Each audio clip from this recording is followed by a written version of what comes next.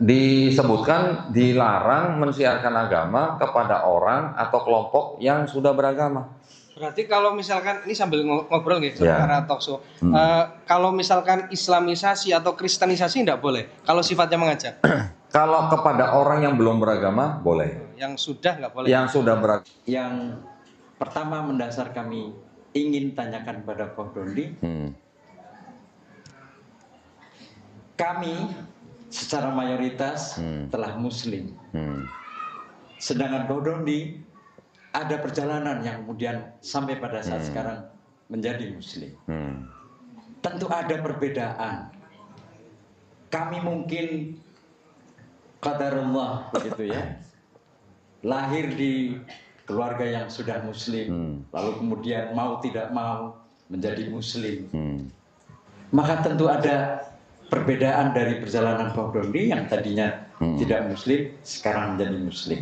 Nah, kami butuh bagaimana perjalanan itu, dan mungkin nanti tentu membawa dampak perbedaan dari satu sisi keyakinan. Karena mungkin secara sekilas, kalau lahir di keluarga Muslim tanpa harus belajar, sudah jadi Muslim. Tetapi yang tidak Muslim sebelumnya, mungkin seperti yang dialami Koh Dondi adalah belajar dulu, baru kemudian menjadi Muslim. Silakan tanggapannya, Koh Dondi. Baik, alhamdulillah, alhamdulillah. Terima kasih banyak sambutannya nih dari host-host kita yang keren ini. Masya Allah ya. Perkenalkan, kalau yang belum kenal saya, nama saya Dondi Tan. Tan itu marga saya. Nah, ya, jadi kalau orang saya ini orang Jawa punya marga, nama keluarga. Nama keluarga saya adalah Tan.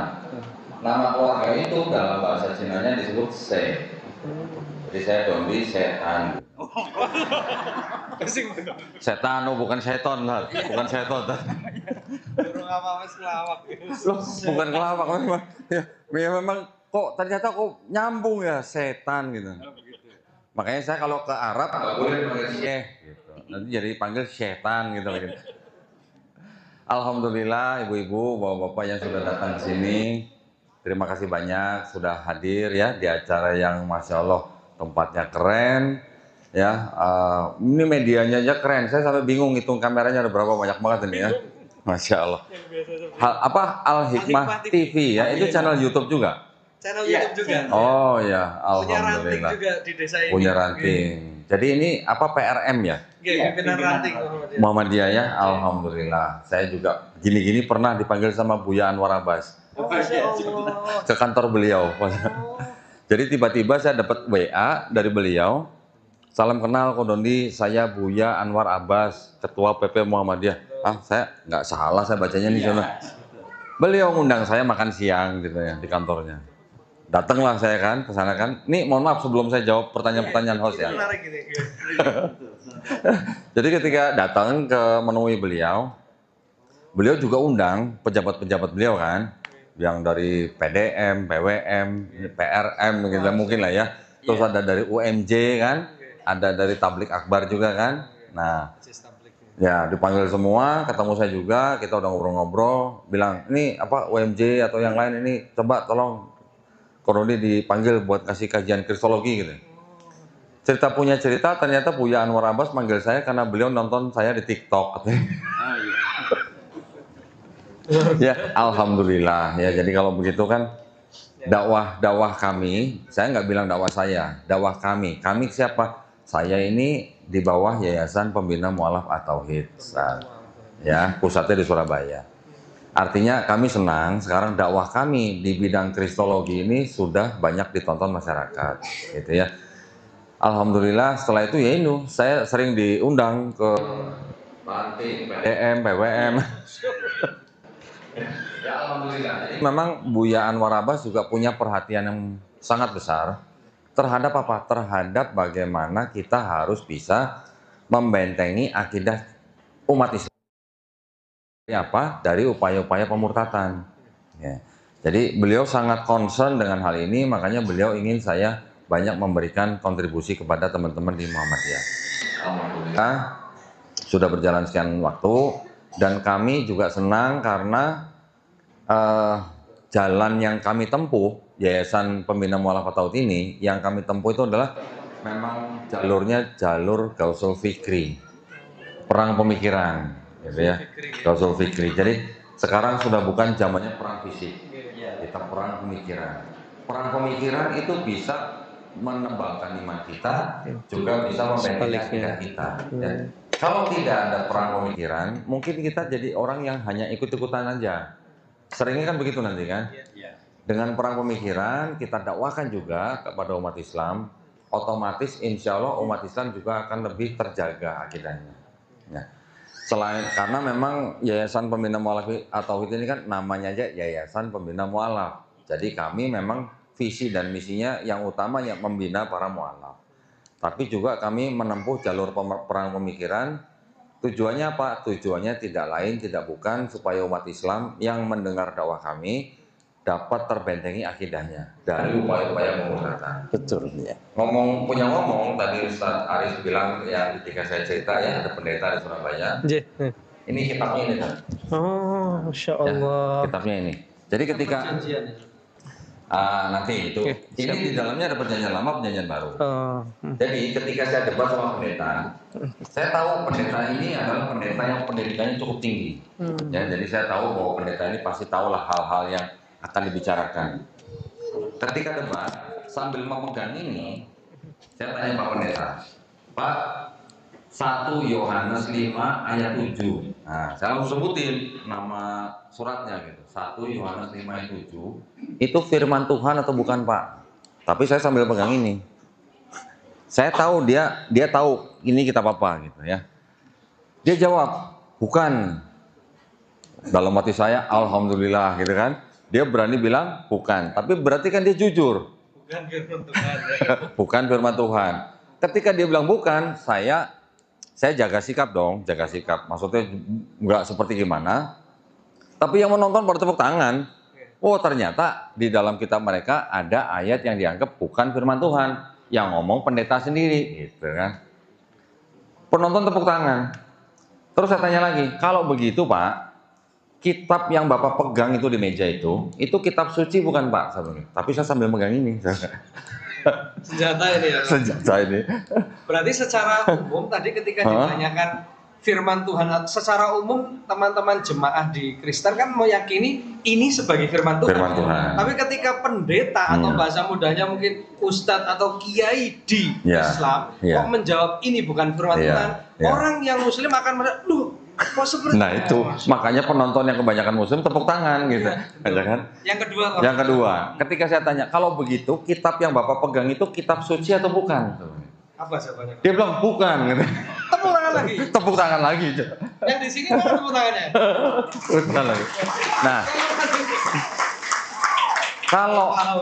Kalau saya bertanya tanpa pegang ini, oh pasti dia akan bilang firman Tuhan, kitab suci. Dia pasti akan bisa muter-muter menjelaskan dari segala macam.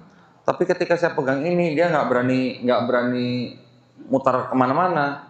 Kenapa? Karena di dalam kitab ini sendiri yang mengatakan bahwa ada ayat-ayat yang judulnya begini. Pasti tidak asli. Mau tahu nggak? Mau lihat nggak yang mana? Boleh. Boleh mau ya. Sekali. Ya boleh. Saya bukain ya. Ini mohon maaf, host yang satu jawabannya belakangan nih, nggak apa-apa ya. Tapi sebelum membuka itu kok kita juga agak penasaran, kenapa kok Donditan kok hafal Yohanes 1, 2 apa? Nah itu udah tiap hari dipelajarin sih soalnya ya. Nah gini, saya minta tolong Ustadz Aris yang bacain aja. Iya, siap. Tolong bacain, mungkin di sini. Oke, kan saya tapi ingat bacanya nggak usah pakai bismillah ya. Iya. Tinggal baca aja ya. Ini kita ini kita orang, jangan pakai bismillah. Berat. Siap. Ini 1 Yohanes pasal 5 ayat 7. Ini yang di garis merah ini ya. Kebaca nggak? Kebaca. Boleh. Mohon izin seluruh umat muslim sedunia. Pimpinan pesantren baca Bible. Tadi nggak pakai bismillah ya. Jangan pakai bismillah. Yohanes 1 Yohanes. 1 Yohanes ayat pasal 5 ayat 7. Oke, 1 Yohanes pasal 5 ayat 7. Bunyinya, Sebab ada 3 yang memberi kesaksian. Mohon maaf, ditaruh sini aja. Nah, gini. Siap. Nah. Saya ulangi nggih. 1 Yohanes pasal 5 ayat 7. Nah. Sebab ada 3 yang memberi kesaksian di dalam surga. Bapa, Firman dan Roh Kudus. Dan ketiganya adalah 1. 8. Dan ada 3 yang memberi kesaksian di bumi. Cukup ya, maksudnya. Oke. Ini ada keterangannya di bawah nih. Ini disebut dengan catatan kaki. Ya. Ayat 7 sampai 8 di dalam surga titik-titik sampai kata di bumi. Keterangannya begini, apa nih? Bagian ayat ini tidak terdapat dalam naskah-naskah Yunani yang paling tua dan tidak pula dalam terjemahan-terjemahan kuno. Bahkan tidak dalam naskah-naskah paling baik dari Vulgata. Bagian ini kiranya aslinya sebuah catatan di pinggir halaman salah satu naskah terjemahan Latin yang kemudian disisipkan ke dalam naskah-naskah oleh penyalin dan akhirnya bahkan disisipkan ke dalam beberapa naskah Yunani. Karenanya bagian ini pasti tidak asli. Tidak asli itu apa? Palsu. Nah, sampai ngomong kan bukan saya. Memang karena menyimpulkan dari ini. Nah, ini catatan seperti ini pendeta itu tahu. Ada catatan seperti ini pendeta itu tahu. Dan karena saya udah pegang, mana berani dia menghindar. Kalau dia menghindar, saya bukakan, saya suruh kameramen zoom biar penonton yang di internet juga tahu. Nah, tapi dia jujur gitu. Dia udah mengakui gitu kan. Ya, kira-kira gitu. Dan ini bukan cuma satu yang begini. Di seluruh kitab ini banyak yang begini. Ayat ini ditambahkan, ayat ini disisipkan, ayat ini dipinjam tapi nggak dibalik-balikin gitu. Kalau pinjam kan harusnya dibalikin ya. Ini pinjam tapi nggak dibalik-balikin gitu. Apa namanya? Ya. Nah, jadi karena saya punya ini, pendeta itu nggak bisa menghindar dari saya. Jadi kalau dia bilang firman Tuhan atau kitab suci, saya tinggal buka, saya bacakan depan dia. Terus keyakinan dia apa kok? Kalau ini bukan firman Tuhan dan ini bukan kitab suci. Nah, gini. Nah, ini saya jelaskan. Ini boleh taruh sini lagi. Gak apa-apa. Gak apa-apa, pegangin ya. Jadi buat mereka, ayat-ayat yang tidak asli seperti itu buat mereka tidak penting. Kata mereka begitu ya, tidak penting. Kenapa? Karena ayat itu hanya dianggap sebagai apa ya? Pemikiran, buah pemikiran gitu. Buah pemikiran daripada penyalin. Tadi kan ada kata-kata penyalin kan? Penyalin, betul. Itu adalah buah pemikiran yang menjadi disebut dengan pemikiran agama. Ini tafsiran. Bisa jadi begitu. Kan tadi kan kiranya aslinya sebuah catatan di pinggir halaman, tapi disisipkan. Disisipkan ke dalam naskah. Kalau kata disisipkan berarti itu kan yang tadinya tafsiran atau pemikiran agama penyalin naik pangkat jadi ayat gitu. Kan begitu berarti kalau disisipkan. Tadinya bukan ayat menjadi ayat gitu. Berarti kan naik pangkat gitu kan. Bisa ya. Nah, jadi ayat. Jadi intinya begini, pemikiran agama yang dijadikan agama gitu. Udah, jangan bengong gitu. Ini saya mendalami betul, luar biasa. Masya Allah. Semakin yakin dengan Quran kita. Nah, nanti dulu. Kita satu ya? Baru satu. Ayat-ayat yang seperti ini banyak. Kenapa saya tunjukkan ayat yang ini, dan walaupun ini catatan kakinya kan cukup panjang, tapi kenapa saya tunjukkan ayat ini? Karena ayat ini yang dianggap sebagai satu-satunya ayat yang menjelaskan atau mengungkapkan tentang ajaran yang disebut Trinitas. Nah, pernah dengar? Trinitas? Ibu-ibu pernah dengar Trinitas? Sayur apa gitu ya Trinitas ya? Bapak-bapak pernah dengar Trinitas? Belum juga. Atau Tritunggal pernah dengar Pak? Pernah Tritunggal. Ibu-ibu pernah dengar Tritunggal? Tritunggal, ya, 3, 1. Jadi 3 tapi 1, 1 tapi 3. Artinya apa? Saya jelasin sebentar ya Pak ya. Ini kita tanya jawab tapi sekalian buat sharing ya. Nah, jadi saudara-saudara kita yang Kristen yang digolongkan sebagai kelompok Trinitarian gitu ya, orang-orang yang percaya dengan Trinitas, itu mereka akidahnya, konsep ketuhanannya, mereka percaya dengan Tuhan yang esa. Mereka selalu bilangnya esa kan. Orang Kristen ditanya-tanya Tuhannya ada berapa? Selalu jawabnya satu, esa. Tapi, nah selalu tapinya, tapinya apa? Tapi bisa bermanifestasi dalam 3 pribadi. Tiga pribadi itu artinya apa? Bapa, Yesus, Roh Kudus. Nah, 3 pribadi ini bukan 3 Tuhan, tapi 1 Tuhan. Jadi Bapa itu Tuhan, Yesus itu Tuhan, Roh Kudus itu Tuhan, tapi bukan 3 Tuhan, tapi 1 Tuhan. Paham nggak Pak? Oh ada yang paham, ada yang enggak gitu. Iya. Alhamdulillah yang nggak paham Pak. Kalau paham Pak ya. Kalau paham malah bahaya Pak. Bisa jadi Kristen malah. Nah, kita asal tahu aja. Tapi kalau dikatakan Bapa itu Tuhan, Yesus itu Tuhan, Roh Kudus itu Tuhan, tapi bukan 3 Tuhan, tapi 1 Tuhan. Bisa dipahamin nggak Pak begitu Pak? Bisa kata Ibu tuh. Wah bahaya nih Pak. Ya, itu paham mereka. Ya, itu akidah mereka. Maka itu ajaran atau ayat yang mengajarkan tentang hal itu adanya cuma di ayat ini. Di seluruh kitab ini tidak ada ajaran segamblang ini. Gitu. Karena yang disebutkan ada Bapa, ada Firman, ada Roh Kudus, dan ketiganya satu. Gitu. Firman itu konotasinya adalah Yesus. Ya, jadi saya di sini ingin sharing nih, Bapak Ibu ya. Tadi kan Ustadz Aris sudah menyebutkan kata-kata kristologi, gitu kan? Kristologi itu artinya apa? Kristologi itu artinya salah satu bidang ilmu yang mempelajari tentang posisi atau peran Nabi Isa Al-Masih yang kita kenal di dalam agama Nasrani. Tuh. Tapi kita belajar kristologi itu bukan kita mau jadi Kristen, bukan. Tapi kita tahu posisi Nabi Isa Al-Masih itu di dalam Kristen dijadikan seperti apa, kita mempelajarinya dari kacamata Islam. Nah, kalau Islam kan saya yakin Bapak Ibu di sini kan akidahnya sudah dijaga nih sama Ustadz Aris. Masing-masing menjaga. Oh iya, maksudnya tapi kan ustadznya gitu kan. Ustadznya kan yang menjaga dengan kajian-kajian untuk menjaga akidah. Tapi mungkin Bapak Ibu tidak pernah mendengar istilah-istilah yang seperti tadi, Trinitas. Itu adalah akidahnya orang Kristen. Tapi kenapa kok kita perlu belajar kristologi gitu? Kenapa cuman Kristen aja yang kita pelajarin? Kok agama lain nggak dipelajarin? Ya, Hindu, Buddha, Konghucu, kenapa nggak dipelajarin? Kenapa cuman Kristen? Karena Kristen dan Islam ini dua-duanya memang agama misi.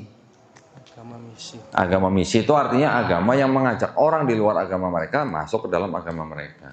Dakwah ya. Dakwah gitulah. Kita kan juga mengajak orang untuk masuk agama Islam, betul kan? Betul. Ya, kalau berani gitu kan? Iya. Berani nggak? Berani. Berani. Kepada orang yang sudah beragama. Kepada orang yang sudah beragama paling mengajak ya. Dakwah. Boleh nggak? Mengajak mereka untuk beragama ke kita. Yang sudah beragama. Yang sudah beragama non Islam ya. Iya. Boleh. Boleh. Ya. Ada aturannya nggak boleh? Nggak ada. Ada. Oh, ada aturannya nggak boleh. Ada aturan pemerintah maksud saya.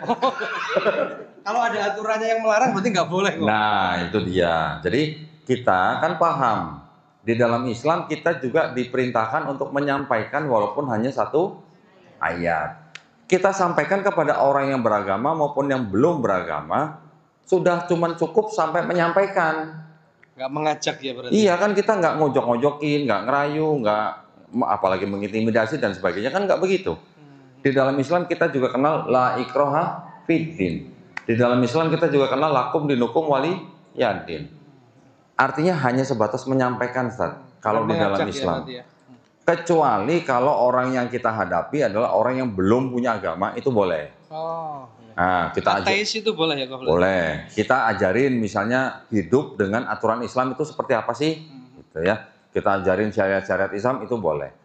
Aturan pemerintah yang melarang orang untuk mensiarkan agama kepada orang atau kelompok yang sudah beragama, itu namanya keputusan bersama 2 menteri. Menteri Agama dan Menteri Dalam Negeri nomor 1 tahun 79. Oh, udah lama sekali ya? Udah lama, tapi masih berlaku. Ya. Disebutkan dilarang mensiarkan agama kepada orang atau kelompok yang sudah beragama. Berarti kalau misalkan ini sambil ngobrol nih, Ya. karena talk show. Kalau misalkan Islamisasi atau Kristenisasi tidak boleh. Kalau sifatnya mengajak. Kalau kepada orang yang belum beragama boleh. Yang sudah nggak boleh. Yang sudah beragama nggak boleh.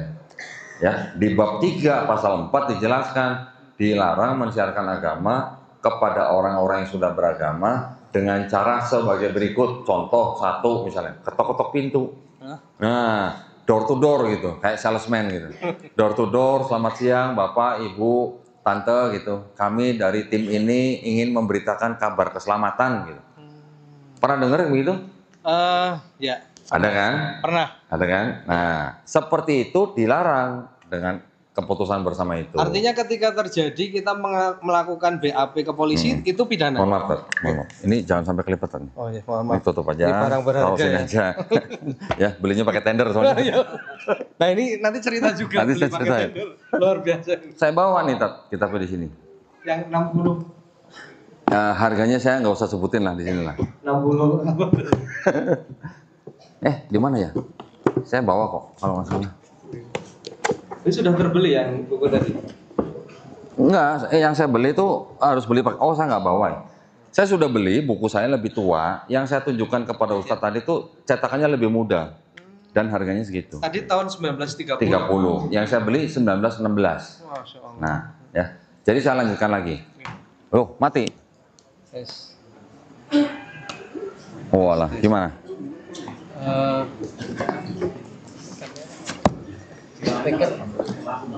Mikrofon. Mungkin sambil lanjut karena masih ngerekam nggak, Mas? Masih, ya. Sambil lanjut. Masih ngerekam? Oke. Erik, masih ngerekam? Mati? Ah? Masih? Listriknya? Ini sepertinya anu anjlok. Cuma sini tok. Nggak, kameranya? Oh, listriknya beda lampu. Oh, lampu beda ya? Oh, alhamdulillah. Alhamdulillah. Proses. Tes. Belum nih, belum. Sudah. Baik, alhamdulillah. Kita lanjutkan lagi ya. Oke. Jadi, tadi yang ketika kita sudah bicara tentang mensiarkan agama kepada orang atau kelompok yang sudah beragama, itu ada larangannya. Ya, saudara-saudara kita yang Kristen itu masih banyak yang melanggar, gitu. Ya, mereka masih banyak ketok-ketok pintu rumah orang Islam, memberikan brosur, pamflet, buku dan sebagainya, barang cetakan untuk dibaca oleh orang Islam, untuk akhirnya mereka mengajak orang Islam masuk ke dalam agama mereka. Itu yang masih banyak terjadi. Nah, itu pula yang menjadikan kami dari Yayasan Pembina Mu'alafat Tauhid itu melakukan dakwah dengan menempuh jalur kristologi gitu. Jadi artinya kita ingin mengajarkan nih kepada umat Islam bahwa belajar kristologi itu bisa menghindarkan kita dari upaya pemurtadan. Contoh, nah tadi kan Ustadz juga menyebutkan beberapa ayat dalam Quran ya. Saya pengen tanya nih sama ibu-ibu nih. Wah, ibu-ibu ini kan yang paling sering di rumah nih kan. Bu, kalau Islam itu agama yang benar atau agama yang paling benar? Yang paling benar siapa, Bu? Coba tunjuk tangan. Banyak. Yang benar? Ya, banyak. Banyakan yang paling benar. Gimana? Kalau ibu-ibu ngomongnya Islam agama yang paling benar, berarti runtuh. Inna dina indallahil Islam. Berarti ibu tidak sesuai dengan itu. Kalau Allah SWT sudah bilang agama yang diridhoi di sisi Allah adalah Islam, berarti agama yang lain diridhoi nggak, Bu? Enggak. Berarti kalau yang lain tidak diridhoi, berarti Islam itu agama yang benar atau yang paling benar? Nah, pinter kan? Alhamdulillah kan? Baru sekejap ya, langsung masuk. Baru sekejap. Luar biasa. Karena gini, kalau ibu-ibu mikir Islam adalah agama yang paling benar, berarti ada lain yang benar. Betul kan? Nanti ada lagi. Pernah nggak ibu, bapak nih mendengar semua agama itu sama? Pernah dengar? Pluralisme. Itu sebenarnya adalah agenda dari orang-orang di luar Islam yang ingin membaurkan agama dengan mungkin kehidupan bermasyarakat yang plural gitu. yang bermacam-macam. Jadi supaya tidak ada penolakan Islam kepada orang-orang di luar Islam. Nah, nantinya kalau sudah begitu, Islam bisa lama-lama dirusak. Dirusaknya pakai apa? Macam-macam. Semuanya pakai huruf F. Ada film, nah, Hollywood, oh bagus-bagus kan filmnya kan? Tapi di dalam film-film itu biasanya ada pesan-pesan apa? Ya, pesan-pesan untuk merusak agama Islam. Contoh misalnya, budaya apa? Seks bebas, ya kan?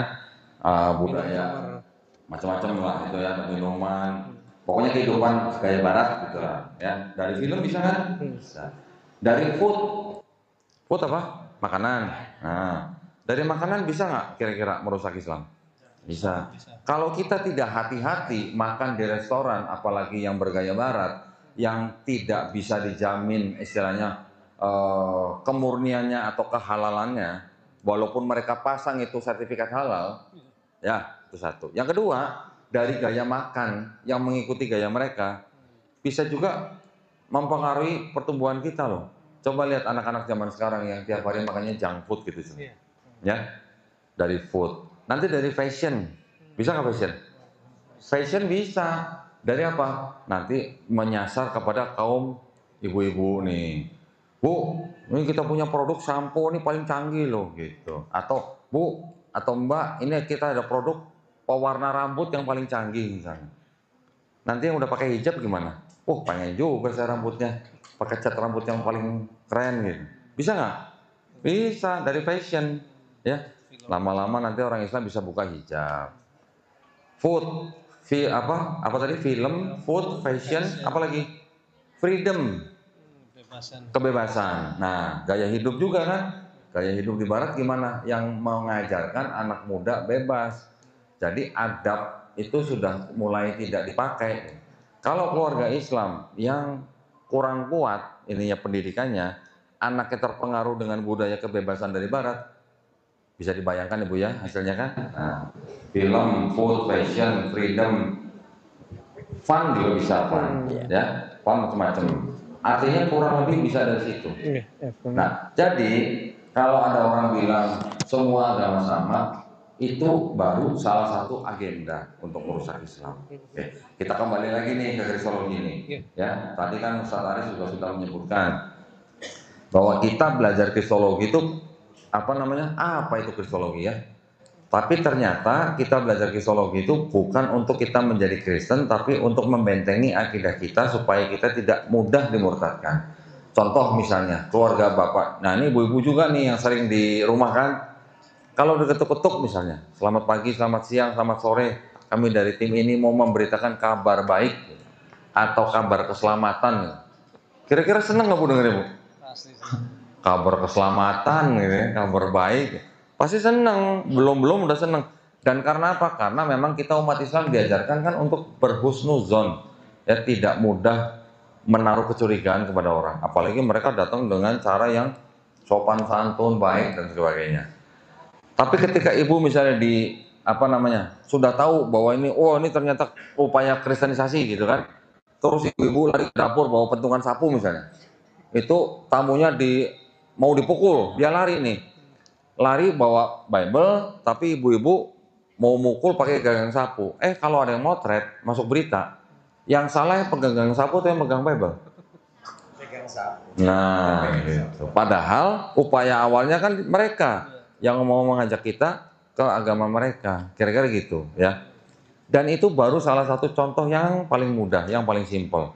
Yang lain masih sangat banyak. Dari mulai pendidikan di sekolah, ya, sistem pendidikan nasional, coba, apalagi sekarang kalau gonta-ganti menteri kan berubah-berubah kan. Ganti kurikulum. Nah, sekarang kurikulum berapa tadi? Kurikulum merdeka. Oh merdeka, hafal ya Ustaz ya. Dulu belum merdeka berarti. Oh dulu.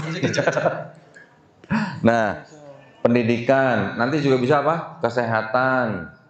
Kesehatan gimana? Bisa orang Islam sakit masuknya rumah sakit. Kristen misalnya. Saya sering dapat laporan orang Islam sakit sudah sakaratul maut. Keluarganya disuruh pergi. Yang menangani adalah tim dari rumah sakit, tapi ternyata secara tidak sadar orang itu sudah dikristenkan. Dan orang kalau masuk Kristen dari Islam Mereka bilang, nggak usah buru-buru ganti agama di KTP katanya. Nggak penting ganti agama di KTP. Yang penting kalau ibadahnya Kristen, itu yang mereka ajarkan. Nanti dari apalagi misalnya militer bisa, pemerintahan bisa. Lewat itu semua itu adalah upaya-upaya mereka. Gitu ya Ustaz ya. Nah, tadi bilang apa? Saya lahir di Melbourne. Melbourne ini. Salah itu salah. Itu awalnya adanya di websitenya YPM atau hit.org. Nah, sudah diganti, tapi ternyata sudah kadung diambil sama website lain, jadi yang tersebar begitu.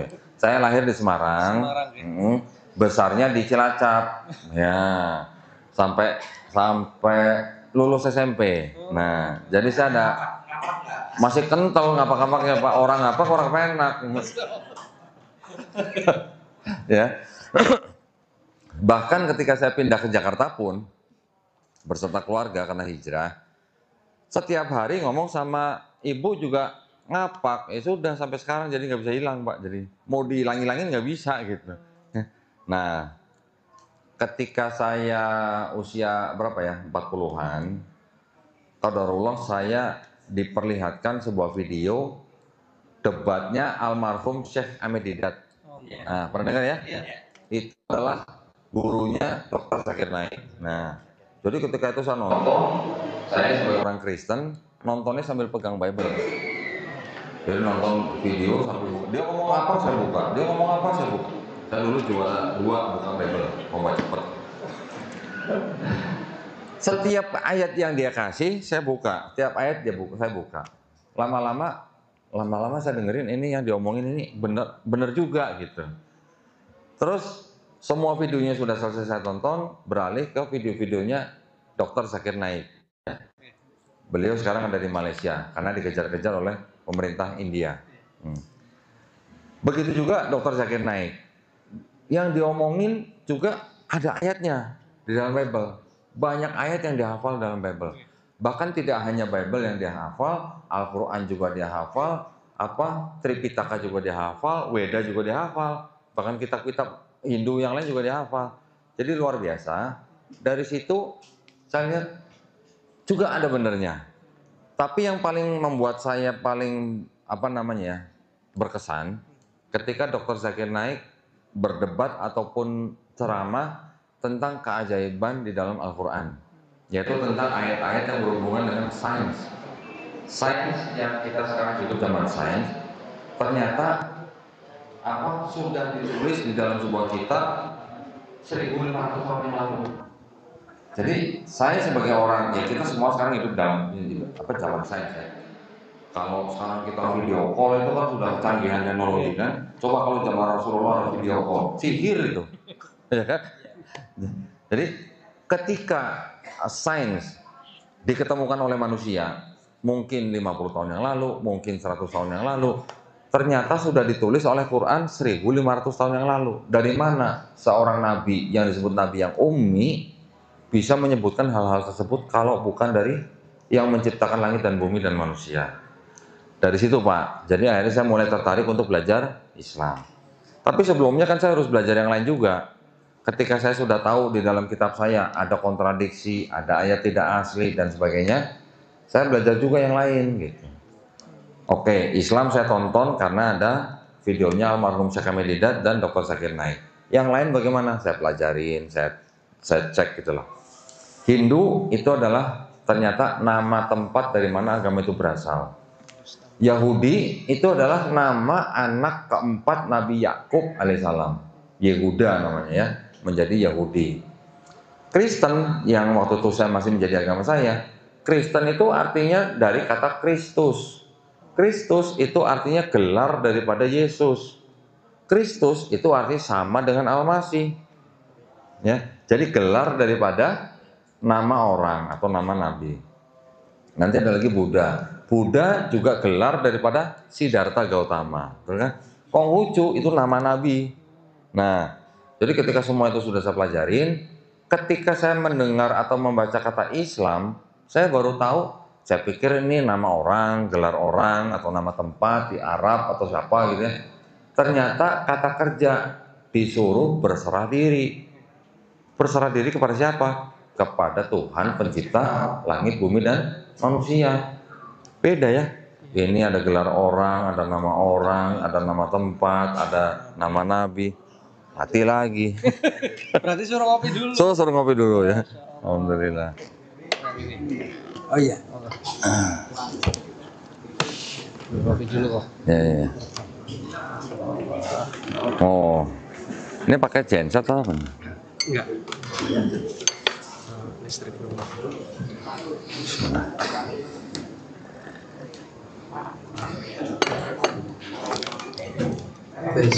Ya karena ini ngobrol perkara iman atau ngopi, jadi kebetulan tadi mati sebentar intermezzo. Kok Dodi sedang ngopi dulu? Sudah. 3 jam nih boleh nggak? Ya, nanti kalau habis nambah lagi. Siap. Alhamdulillah. Ya. Tadi suruh ngopi lagi. Tadi baru nyeruput soalnya. Oh, Ya. Ini listriknya apa sih? Maksudnya? Dayanya nggak kuat apa gimana? Sulit jadi.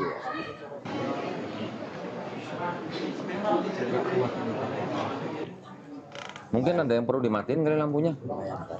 Tidak usah semua kali. Nah, gitu. nah, Itu kali ya. Baik ya. Jadi dari pencarian saya, akhirnya saya bisa menemukan bahwa tidak mungkin Quran ini adalah karangan seorang manusia.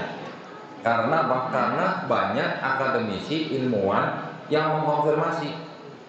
Mereka berani mengkonfirmasi bahwa Quran itu bukan karangan manusia karena tulisan Quran 1500 tahun yang lalu belum ada alat-alat yang mencukupi. Contohnya apa? Teleskop. Kapan adanya teleskop? Belum lama.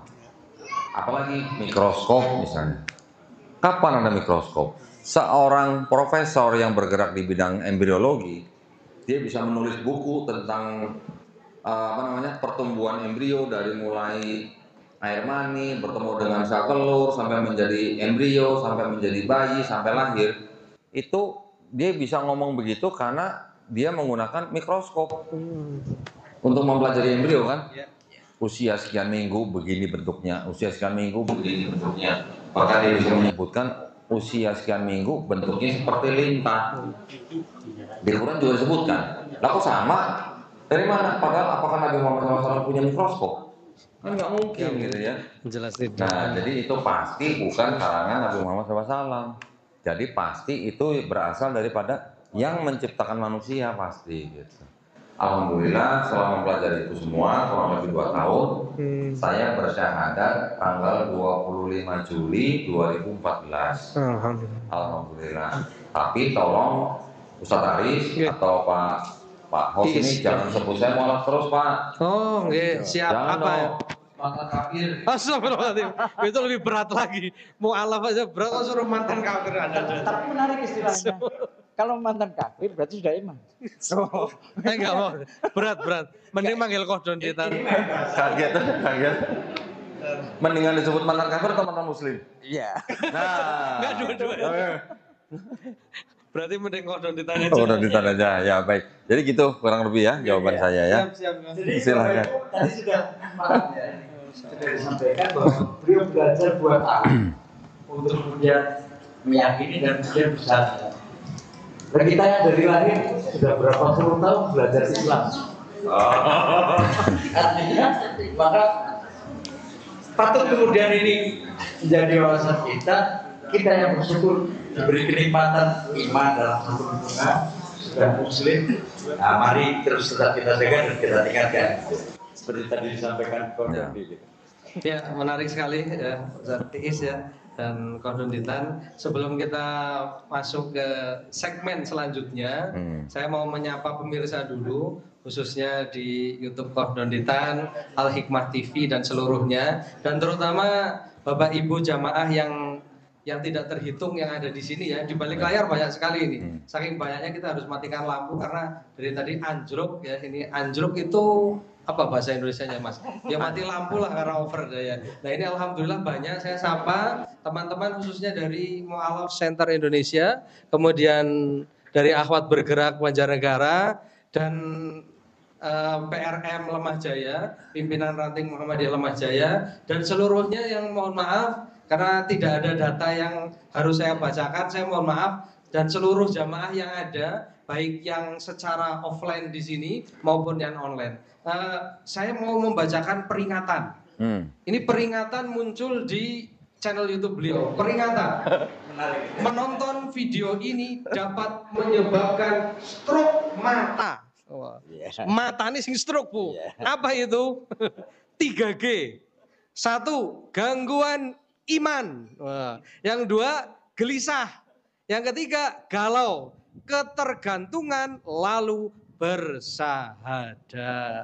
Amin ya. Semoga di luar sana ini kehebatannya media itu kita menembus batas tembok, batas apapun. Ini didengar sampai ke sudut pelosok dunia dimanapun itu, bahkan di dunia yang tidak nyata juga mendengar yang kita sampaikan ini. Semoga talkshow ini talkshow setengah kajian, karena tadi ada kajiannya, ada talkshow-nya. Semoga semakin malam kita semakin menarik, tertarik, dan saya mau mulai dari melanjutkan pertanyaan. Salah satu channel YouTube beliau, ada channel yang membuat saya menarik dan saya sepil di sini. Judulnya itu mendatangi Donditan, berniat cari kesalahan Quran, kok malah syahadat. Ini gimana ceritanya kok? Oh, itu adalah seorang pemuda yang bernama Sider itu, Sider ya. Dia berasal dari Sulawesi. Beliau berasal dari agama Kristen, kemudian dia hijrah ke Jakarta, bekerja. Tapi anaknya baik, sopan, ya. Tapi dia tertarik juga dengan masalah agama. Dan dia pada waktu itu memang punya keinginan untuk membuktikan bahwa di dalam Quran ada kesalahan. Ya. Jadi dia mencari datang, kesalahan gitu. Datang ke tempat saya. Pas kebetulan di dalam studio saya itu lagi ada teman-teman yang juga mantan kafir itu. Ya, ada yang mantan Advent, ada yang mantan JBI, ada yang mantan Saksi Yehova, macam-macam. Sedang ngumpul. Ketika dia datang ya sudah, yang teman-teman kita ini cuma dengerin aja. Ngobrol kurang lebih 5 jam. Iya, di 5 jam lebih saya heran. 5 jam. Ya macam-macam, dari mulai Quran, ada tuduhan ini, tuduhan itu. Mungkin Bapak Ibu nggak pernah dengar kalau Quran kita tuh banyak menerima serangan-serangan dari luar. Nah, ya banyak tuduhan-tuduhan bahwa ada kesalahan di dalam Quran. Itu memang sudah sering. Nah, alhamdulillah karena saya sudah pelajari dari Dr. Zakir Naik, dari almarhum Syekh Medidat dan juga dari yang lain, apa yang dia tuduhkan saya bisa jawab. Ya. Tapi ketika saya kembalikan ke dia tentang kitab dia, ya, kontradiksi atau yang tadi yang tidak asli, dia tidak bisa jawab. Alhamdulillah pemuda ini secara jujur mengakui bahwa di dalam kitab dia bukan kitab suci juga, dan alhamdulillah malam itu dia bersyahadat. Itu di bulan Ramadan. Ya, jadi dia bersyahadat kalau nggak salah tuh jam 3 pagi itu pas kita mau sahur tuh. 5 jam ngobrolnya, Allah. Habis apa namanya? Taraweh ya? Habis taraweh, betul. Sampai menjelang sahur. Nah, yang tadi tentang peringatan itu, kenapa di channel saya dibuatkan peringatan seperti itu karena ada contoh kasus. Nah, jadi tanggal 25 Agustus ya, 25 Agustus yang lalu ada seorang ibu-ibu datang bersama suaminya. Suaminya ini seorang penatua gereja. Penatua gereja tahu? Penatua itu ibaratnya kalau di kita tuh disebut dengan atau jabatannya sama dengan Dewan Syuro lah. Ya, mirip sebegitulah. Jadi di dalam gereja juga ada yang disebut dengan majelis atau orang-orang yang dituakan atau yang dianggap imannya atau kerohaniannya sudah mantap gitu lah, ya. Tugasnya dia untuk menjaga iman jemaatnya. Ibu ini datang sama suaminya, seorang penatua gereja, cerita, akhirnya dia ngaku bahwa ibu ini waktu itu awalnya nonton videonya salah seorang yang lemah gemulai, waktu itu namanya Elia Miron.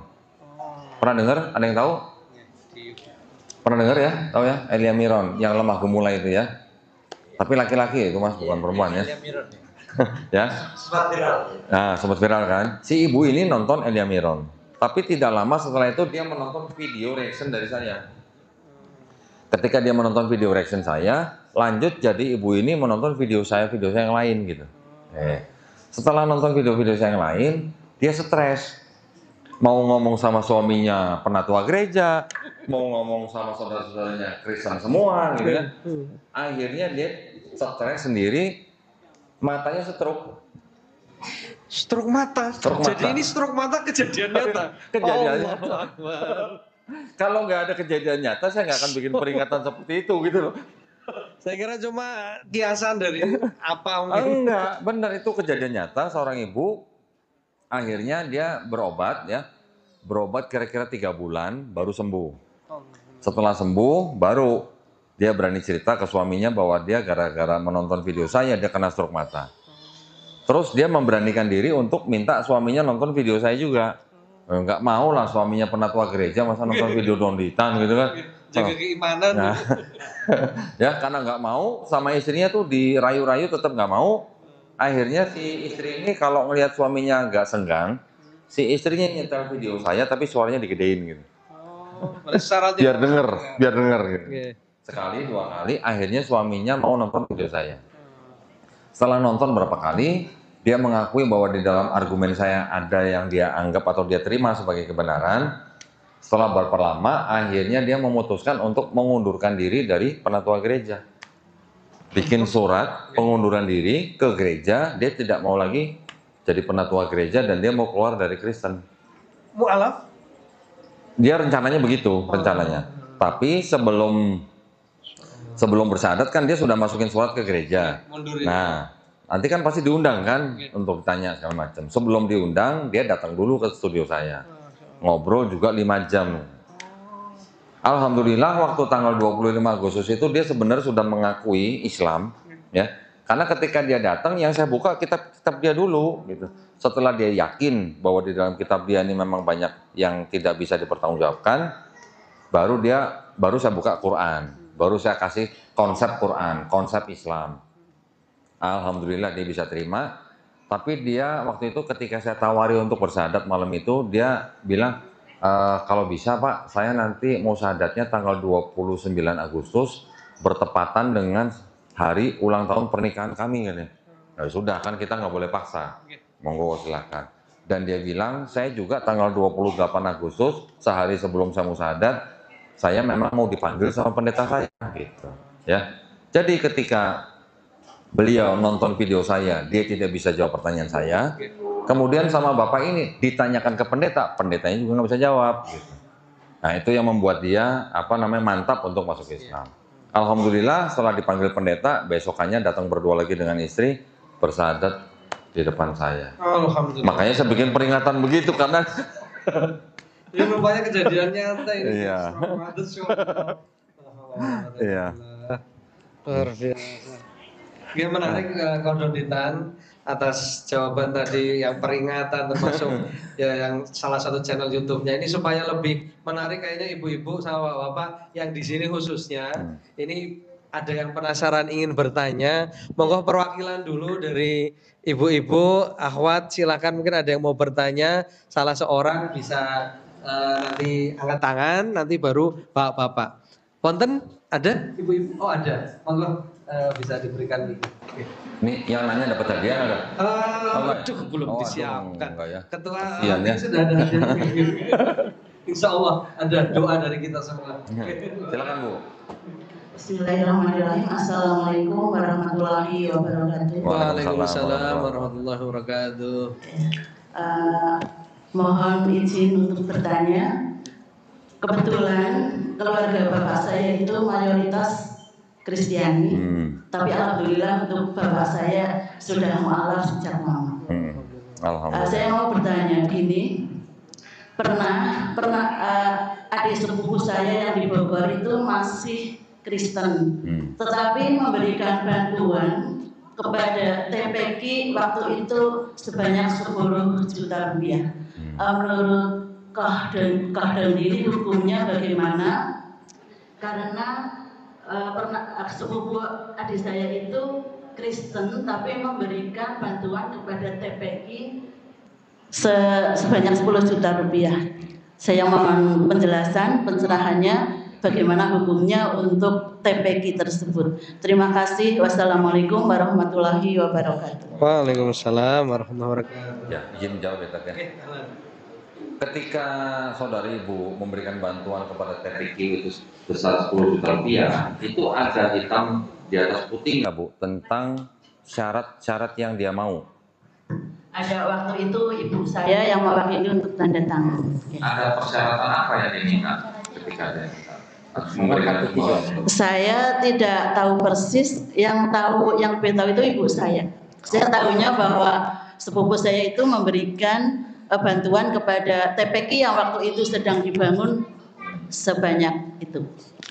Jadi Ibu, selama orang yang memberi bantuan kepada kita, baik kepada TPQ atau apapun, selama di dalam bantuan itu tidak ada syarat atau tuntutan dari mereka supaya kita masuk agama mereka, kita boleh aja terima, tidak ada masalah Bu. Selama yang dia berikan juga tidak bertabrakan dengan akidah kita.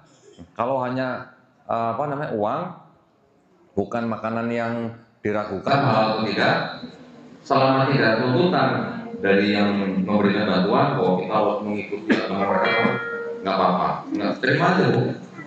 Asal jelas Bu ya syaratnya harus jelas. Jangan sampai nanti ada buntut di belakang hari. Oh ternyata kalau uang ini. Nah, Insya Allah tidak ada maksud apa-apa selain dia itu pengen membantu kayak gitu. Okay. Alhamdulillah, nggak apa-apa. Nah itu ada caranya gini Bu. Ini caranya nih Bu ya.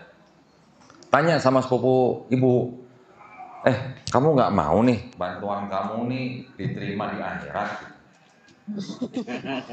Tanya begitu Bu. Nanti kan dia pasti nanya, maksudnya gimana? Gitu.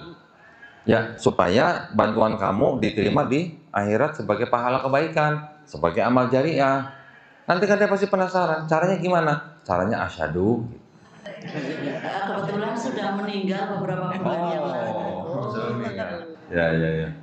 Saya pernah begitu ya. Jadi ada orang yang di luar Islam karena kebaikan hatinya, dia sering juga membantu orang-orang Islam. Bahkan juga dia bisa membantu orang Islam memberangkatkan umroh. Ada yang begitu, ya. Allah Subhanahu Wa Taala pasti balaslah kebaikan dia, ya. Pasti balas Bu di dunia insya Allah. Kalau dia selama dia belum beriman, pasti dibalasnya di dunia. Saya dipanggil podcast, saya bilang, oh keren, saya kasih jempol, keren. Kamu sebagai orang yang belum Islam, kamu memberangkatkan marbot masjid, wah itu keren. Saya tanya, mau nggak kamu bantuan kamu diterima di akhirat? Oh ya, gimana kok? Saya gini, asyhadu. Oh udah nggak mau gini, takut ya. Tapi mudah-mudahan Allah Subhanahu Wa Taala memberikan dia hidayah. Amin ya rabbal alamin. Silakan.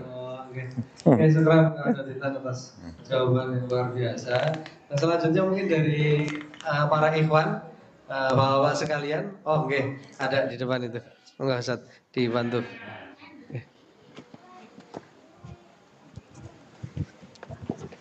Ya ini semakin menarik ya, semakin malam. Sekarang sudah jam 9. Kira-kira ini sampai jam berapa? Seselesainya saja, ngalir saja. Monggo Bapak. Bismillahirrahmanirrahim. Assalamualaikum warahmatullahi wabarakatuh. Waalaikumsalam warahmatullahi wabarakatuh. Saya pernah mengetahui dari cerita beberapa orang di suatu wilayah di Banjarnegara. Itu wilayahnya kebanyakan orang-orang miskin. Terus ternyata tadinya orang-orang itu beragama Islam.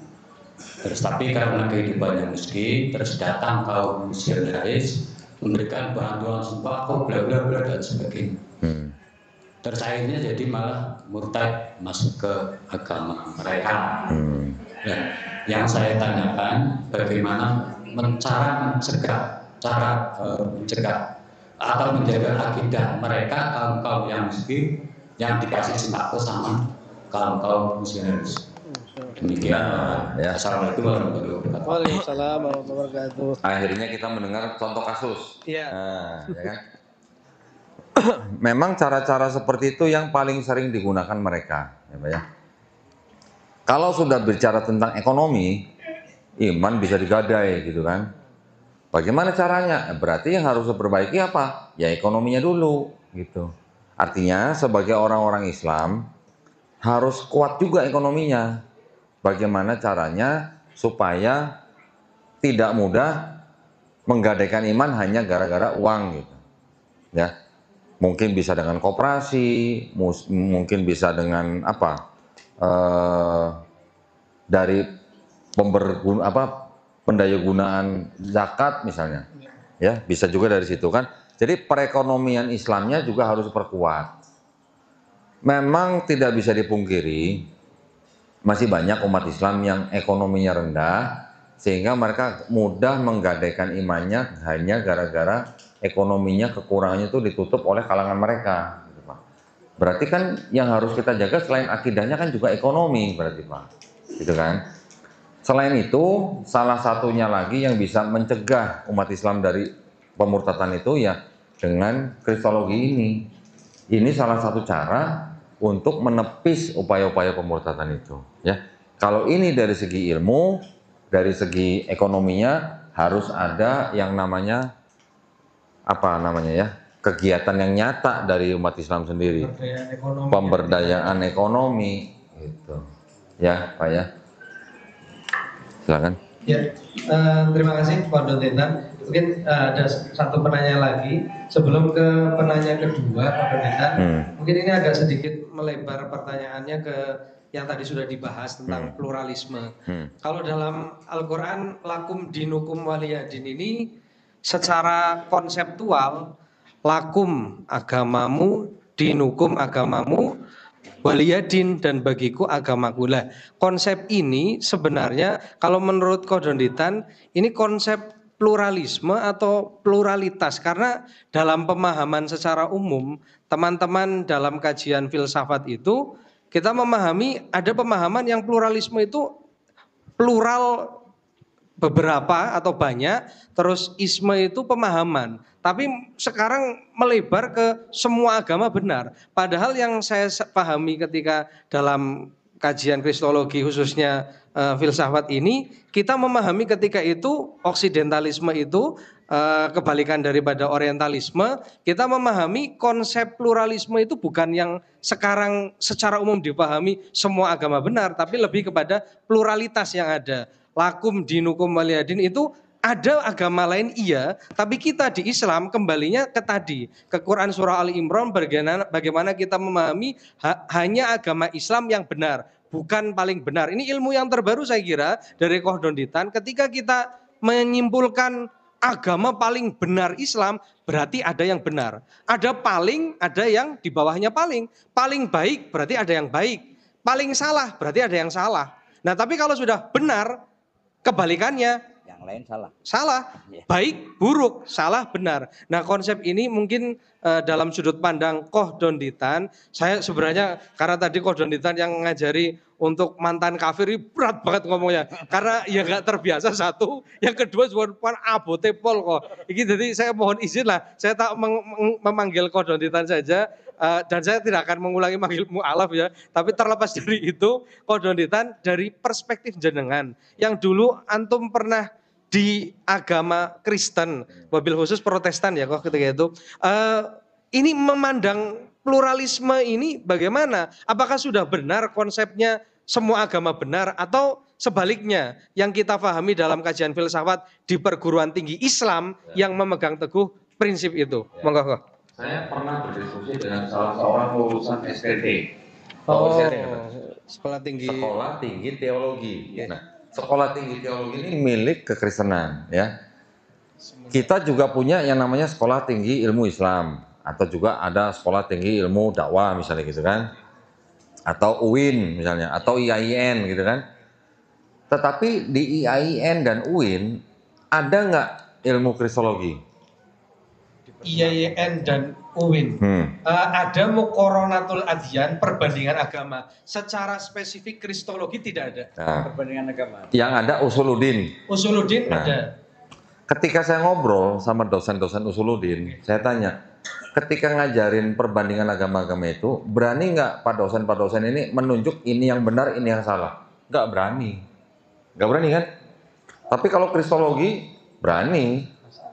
Kita sebagai umat Islam harus berani bilang bahwa Islam adalah agama yang benar, yang lain salah. Berani nggak Bu bilang gitu Bu? Hah? Gimana Bu? Pada diem semua. Bapak-bapak berani? Berani, alhamdulillah. Ibu-ibunya harus diajarin berani Pak. Ya, Ustadz berani? Sangat berani. Kenapa? Bukan berarti kalau kita bilang agama kita benar, yang lain salah, terus kita harus bermusuhan sama mereka, bukan begitu Bu. Ya, mereka agama lain juga berhak bilang agama mereka yang benar, yang lain salah. Lo nggak apa-apa, benar kan menurut mereka. Menurut kita agama kita yang benar, yang lain salah. Ya nggak apa-apa juga, tapi kan bukan berarti harus bermusuhan. Tetap harus menghargai. Kita juga diajarkan toleransi. Tapi toleransi apa yang harus kita kedepankan di depan saudara-saudara yang beragama lain? Toleransi apa? Ibadah, ya kan? Kalau toleransi akidah boleh nggak Bu? Nggak boleh. Justru yang berbahaya tuh toleransi akidah. Tidak ada pernah diajarkan kita untuk bertoleransi secara akidah kepada orang agama apapun.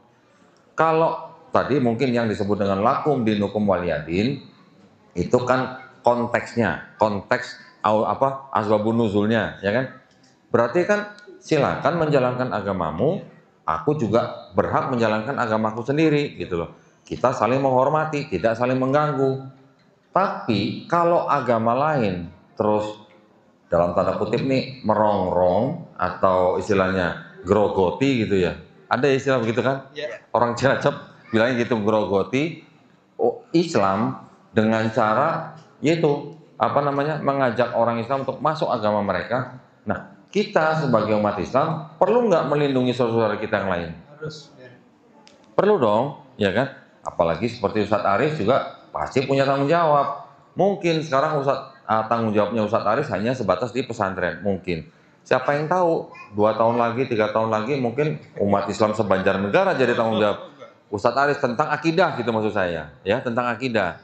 Itu memang tanggung jawab kita semua. Kan jadi Bapak Ibu sini kan harus bisa menjaga misalnya keluarga inti, saudara, teman, handai tolan dari upaya-upaya seperti itu. Itu yang saya maksud. Nah, berkenaan dengan pertanyaan Ustadz Aris tadi, ketika kita sudah dengan pluralisme atau pluralitas itu, lakum dinukum waliyadin sudah mengakui bahwa memang ada yang namanya pluralitas. Pluralitasnya benar. Tapi jangan kita memahami atau jangan sampai kita terjebak dalam pemahaman bahwa kita beda, tapi kita terus mau coba sama-samakan gitu. Itu yang harus kita hindari, ya.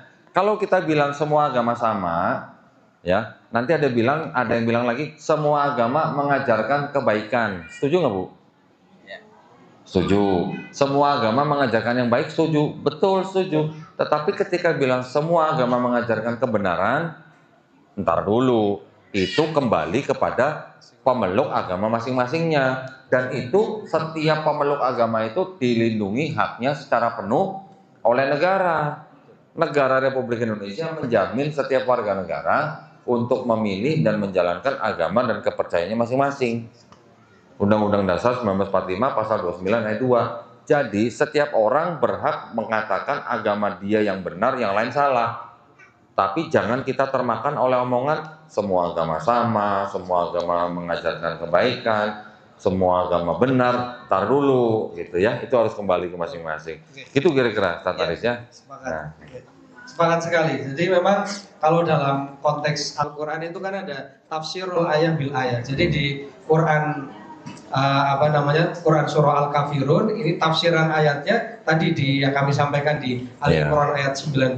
Dipertegas bahwasanya hanya Islam agama yang ada di sisi Allah yang benar. Jadi pertegasnya di situ. Jadi ini sebenarnya pertanyaan saya meruntuh jawaban itu dari perspektif beliau yang dulu pernah di agama lain, bagaimana perspektifnya. Dan alhamdulillah kami mendapatkan tambahan pencerahan sehingga khususnya umat muslim di Banjarnegara, khususnya teman-teman kita di Mu'alaf Center Indonesia di Banjarnegara, antum tidak sendiri, teman-teman kita di pondok pesantren, iya memang kita fokus ke santri-santri kita, tapi pada saat tertentu ada nilai kemasyarakatan yang harus kita garap pada waktunya.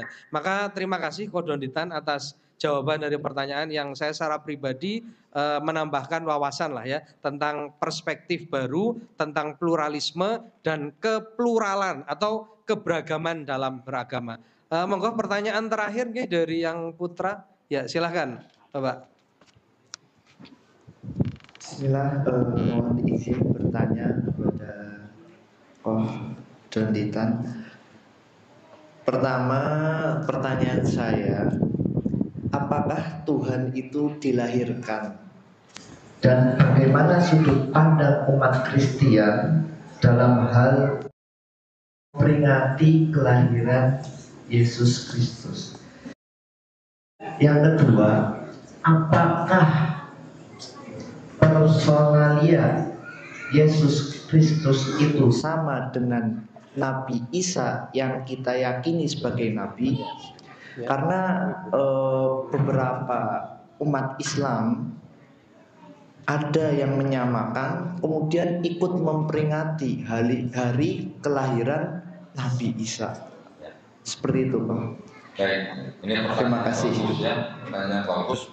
Untuk diketahui semua jamaah yang dari sini juga. Tadi saya udah mikir ingin ngomongin masalah itu juga. Alhamdulillah sudah yang bertanya. Bahkan saya sudah menyiapkan 2 kitab di depan tuh. Oke ya. Tapi sebelum ini, kalau ditanya tadi, bagaimana pemikiran Tuhan dilahirkan?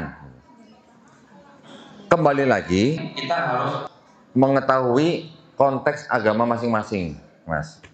Di dalam Islam, kita mengenal ayat yang menyebutkan lam yalid wa lam yulad. Oke, itu sudah jelas. Di agama lain, agama Yahudi, ada bilangan 23:19, Tuhan bukanlah manusia, Tuhan bukanlah anak manusia. Hosea 11 ayat 9, Tuhan itu bukan manusia. Ayub 39 ayat 2 kalau nggak salah. Tuhan itu bukan manusia seperti aku. Nanti ada lagi satu Raja-Raja 8 ayat 27. Langit yang menguasai segala langit tidak dapat memuat engkau, memuat Tuhan. Nanti ada lagi Maleakhi 3 ayat 6. Tuhan itu tidak akan berubah. Ya. Jadi di dalam agama Yahudi sudah jelas Tuhan juga tidak mungkin dilahirkan, Tuhan juga tidak mungkin melahirkan. Oke, itu Yahudi. Islam kita tadi sudah ada. Buddha juga bilang begini, syarat Tuhan itu tidak dilahirkan, tidak menjelma, tidak bersyarat. Mirip nggak dengan Islam? Mirip. Kalau orang Kristen bilang Tuhan itu bisa dilahirkan, hak kita untuk melarang mereka apa? Nggak ada, yaitu hak mereka. Mereka mau percaya Tuhan bisa dilahirkan jadi manusia, itu mereka punya hak. Kita tidak berhak menghakimi agama lain yang punya akidah seperti itu. Kita kan sudah punya Quran. Di Quran kita sudah sering membaca, mungkin dalam Quran surat Al-Maidah, sungguh telah kafirlah orang yang mengatakan Allah SWT adalah Isa putra Maryam. Ayat 73 mengatakan sungguh telah kafir orang yang mengatakan Allah SWT salah satu dari 3. Ya kan? Nanti ada lagi Al-Maidah 116. Insya Allah nanti ada dialog antara Allah SWT yang bertanya kepada Nabi SAW, apakah kamu pernah menjadikan dirimu dan ibumu selain Allah SWT? 3 ayat itu sebenarnya adalah ayat bantahan dari Quran tentang akidahnya orang Kristen. Kenapa? Karena di dalam Kristen sendiri yang percaya Tuhan ada 3 pribadi tadi itu kelompok Trinitarian. Nanti ada Kristen yang tidak percaya Yesus itu Tuhan. Ada nggak Kristen yang percaya Yesus bukan Tuhan? Ada Mas. Ya, nanti Trinitarian Tuhan dalam 3 pribadi, 3 tapi 1, 1 tapi 3. Unitarian Yesus bukan Tuhan, Yesus cuma ciptaan. Yesus ciptaan tapi dia ciptaan yang paling mulia, bahkan lebih mulia dari malaikat, tapi dia bukan Tuhan. Nanti ada lagi Kristen Oneness namanya. Kristen Oneness itu tidak percaya 3 pribadi, cuma 1 pribadi. Bapa itu Yesus, Yesus itu Bapa gitu. Tidak ada 3 pribadi, cuma 1 pribadi. Dia tidak percaya Trinitas gitu. Jadi Al-Maidah 72, Al-Maidah 73, Al-Maidah 116 sudah membantah tuh 3 kepercayaan itu. Ya, bahkan yang Al-Maidah 116 itu juga membantah orang-orang Kristen yang sudah punah yang menyembah Maria sebagai Tuhan. Ada juga nama Kristen kelompoknya itu Koliridianisme. Malah timbulnya di negara Arab malah di abad keempat. Ya, Koliridianisme. Juga ada kelompok Kristen yang menyembah Maria disebut dengan kelompok Mariamites gitu. Nah, jadi kalau tadi ditanya apakah Tuhan dilahirkan? Ya kalau orang Kristen percaya Tuhan dilahirkan ya monggo silakan. Tapi kita sudah punya akidah nih. Agama lain yang kita pelajari juga oh ternyata ada yang sama atau mirip dengan Islam gitu. Ya masing-masing punya hak. Pokoknya selama diakui di negara Republik Indonesia ya monggo silakan. Tapi jangan ngajak-ngajak orang lain masuk agama mereka gitu. Ya. Tadi juga mengenai masalah Natal. Kalau dipelajari secara akademis, tidak pernah yang namanya Yesus itu lahir tanggal 25 Desember, nggak ada. Tanggal 25 Desember itu tanggal yang sudah sering dipakai oleh kalangan orang-orang pada zaman itu, bahkan sebelumnya, untuk siapa? Untuk tokoh-tokoh yang dituhankan. Dewa Mitra misalnya, Horus misalnya. Itu semuanya tokoh-tokoh yang dianggap yang lahirnya 25 Desember, yang mati disalib, kemudian bangkit dari ketiga, dijadikan Tuhan. Itu sudah banyak. Jadi kira-kira ada 16 tokoh yang disalib dan menjadi Tuhan di seluruh dunia sebelum ada Yesus, sebelum ada Kristen gitu. Jadi Kristen bukan agama yang baru dengan konsep itu gitu. Ya. Itu tadi mengenai 25 Desember. 25 Desember sebenarnya itu adalah hari yang dipakai ketika apa yang namanya disebut Sol Invictus di Kekaisaran Romawi. Itu tanggal yang sudah biasa disebut sebagai hari kelahirannya Dewa Matahari gitu. Kan gini, di bola bumi ya, bumi kan berputar, matahari juga berputar, ya kan masing-masing punya gravitasinya sesuai dengan ayat Quran ya, betul kan? Keren nggak Quran bisa menyebutkan matahari punya garis orbit, bumi punya garis orbit. Yang lain belum tahu, Quran udah tulis. Dan belum ada teknologinya untuk kesana. Ya, bola bumi ketika dia berputar, matahari juga berputar. Ini ada bagian bola bumi yang tidak kena sinar matahari secara yang sama dengan bagian bola bumi yang di tengah, yang khatulistiwa. Okay?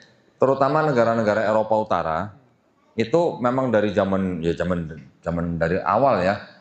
Itu memang ada suatu masa ketika mataharinya tidak bisa bersinar secara penuh dan juga lamanya juga tidak seperti yang kita rasakan sekarang. Sehingga orang-orang yang hidup di tempat itu mereka menjadi berpikir mencoba memikirkan bahwa oh ini dewa nih, ini matahari ini dewa nih. Ketika dia nggak keluar itu jadi timbul cerita oh dewanya tuh lagi ditawan, ya. Nanti ketika waktunya matahari itu udah timbul sampai dia bisa kelihatan sempurna, orang-orang zaman dulu mikir wah itu dewanya bebas atau menang perang gitu misalnya. Nanti ada lagi yang berpikir oh ini dewa matahari ini baru lahir gitu. Jadi kalau di suatu daerah yang tidak kena sinar matahari secara penuh, tanggal 21 Desember itu sinar matahari baru kelihatan sedikit. Nanti 22 Desember kelihatan agak banyak. 23 lebih banyak, 24 lebih banyak hampir sempurna. 25 baru kelihatan sempurna. Orang zaman dulu pikir itu dewa matahari baru lahir gitu. Ya. Jadi orang Romawi sudah percaya itu udah ratusan tahun sebelum ada Yesus gitu. Ketika Kristen baru timbul, itu ada yang namanya proses sinkretisme. Ya, penggabungan agama dengan kepercayaan budaya orang-orang sebelumnya digabungkan. Sehingga kalau kita cek di dalam Bible-nya orang Kristen, ada nggak cerita Yesus lahir tanggal 25 Desember? Nggak ada. Nggak ada.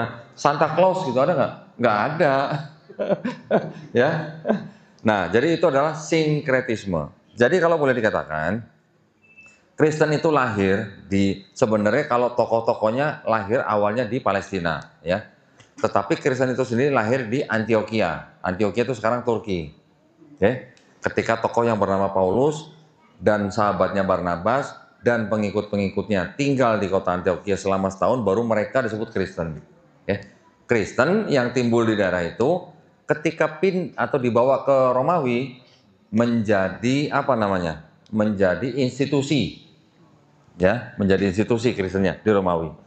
Tapi ketika menyebar ke ke Yunani menjadi filosofi. Ketika menyebar ke seluruh Eropa menjadi tradisi. Ya, ketika sampai ke Amerika jadi industri. Loh, coba kalau Natalan, industri bukan itu? Industri besar. Ya. Nah, jadi kira-kira gitu ya. Terakhir tentang Yesus dan Isa. Apakah Yesus dan Isa tuh tokoh yang sama gitu atau sosok yang sama gitu kan? Mas buka di Google Gereja Isa Al-Masih gitu, coba ada nggak? Coba ketik Gereja Isa Al-Masih.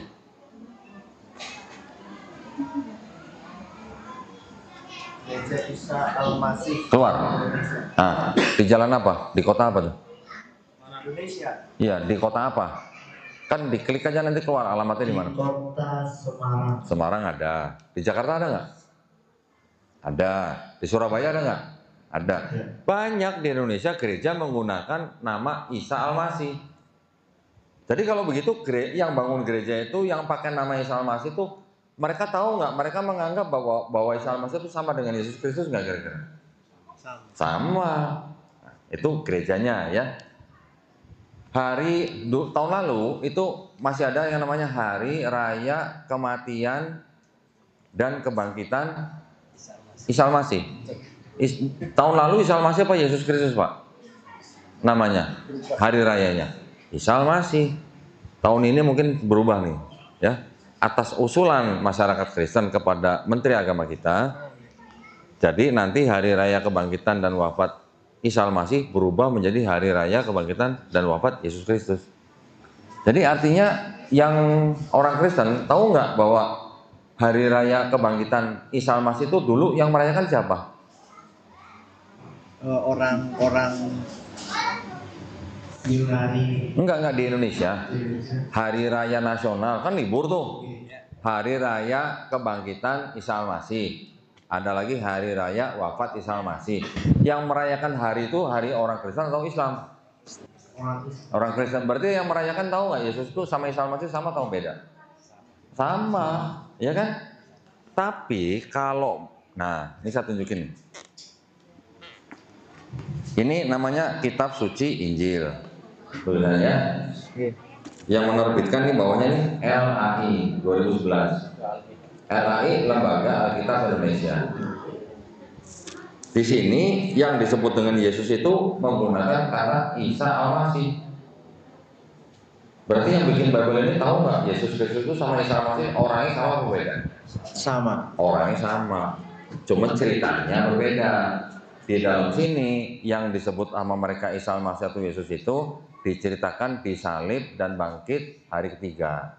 Kalau di Islam kita sudah jelas tidak dibunuh dan tidak disalib. Jadi yang membuat Bible ini kan tahu orangnya sama sebenarnya. Yesus dan Isa itu sama orangnya, cuman perspektifnya berbeda. Perspektif Kristen dan perspektif Islam itu yang berbeda. Gitu ya Mas ya? Ya. Jangan alergi dengan kata Yesus. Nah, ini saya kasih tahu. Sayang saya nggak bawa. Ya, itu hanya persoalan bahasa. Jangan alergi dengan kata Yesus. Kata Yesus itu ada di Indonesia baru abad ke-19. Ya. Orang Indonesia zaman dulu waktu itu baru dengar kata Yesus. Dibawa oleh orang Belanda yang menggunakan kata Jesus, J-E-S-U-S. Ya.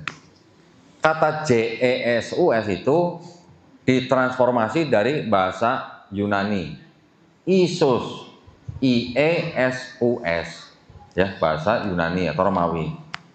Kata Isus ini yang dipakai oleh orang-orang Kristen zaman dulu, abad di awal-awal, ketika orang-orang Romawi menguasai daerah Israel. Ya. Jadi pada waktu yang disebut dengan Nabi Isa alaihissalam itu hidup di muka bumi, kalau Nabi Isa itu dipanggil Yesus gitu, dia nggak akan nengok. Dia nggak tahu kalau nama dia Yesus gitu.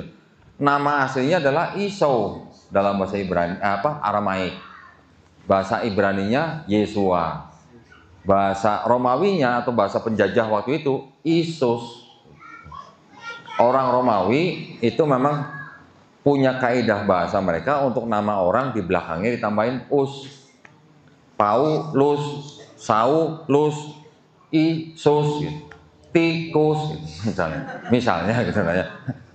Nah, kalau Yunani pakai as gitu, Andreas gitu misalnya, Julius. Gitu. Orang Palestina sendiri yang berbahasa Aramaik nyebutnya Iso, orang yang berbahasa Arab nyebutnya Isa. Gitu.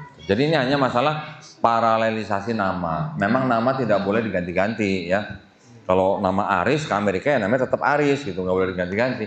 Tapi lidah orang kan memang beda-beda. Ya kan? Nanti itu kameramen saya tuh kan orang Sunda tuh. Kalau ditanya, bener nggak sih orang Sunda nggak bisa ngomong F gitu? Ah enggak, itu fitnah kata gitu. Sama aja. Tapi fitnah aja. Tetap ya itu namanya paralelisasi nama. Okay? Jadi Yesus, Jesus, Iso, Isa, Isus itu merujuk kepada sosok yang sama. Cuman diperspektifkan berbeda antara Kristen dan Islam. Ya, mudah-mudahan menjawab pertanyaan. Saya lanjutkan sedikit boleh Ustaz ya? Ini penting soalnya. Saya ingin bertanya nih kepada bapak-bapak dan ibu-ibu nih.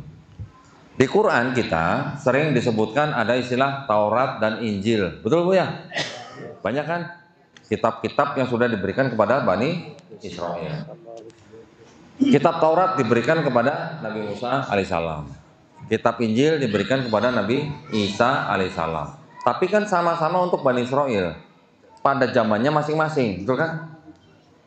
Pernah dengar nggak Bu? Kitab Taurat, kitab Injil itu dijanjikan mau dijaga oleh Allah Subhanahu Wa Taala. Pernah baca nggak Bu? Belum. Bapak-bapak? Belum. Kalau Quran kan tadi sudah disebutkan oleh Ustaz Haris ya. Kami yang menurunkan, kami pula yang menjaganya. Betul kan? Pernah dengar nggak Taurat dan Injil itu dijaga gitu? Nggak pernah ya? Di hadis juga nggak ada ya? Saya punya pertanyaan nih buat bapak-bapak dan ibu-ibu nih.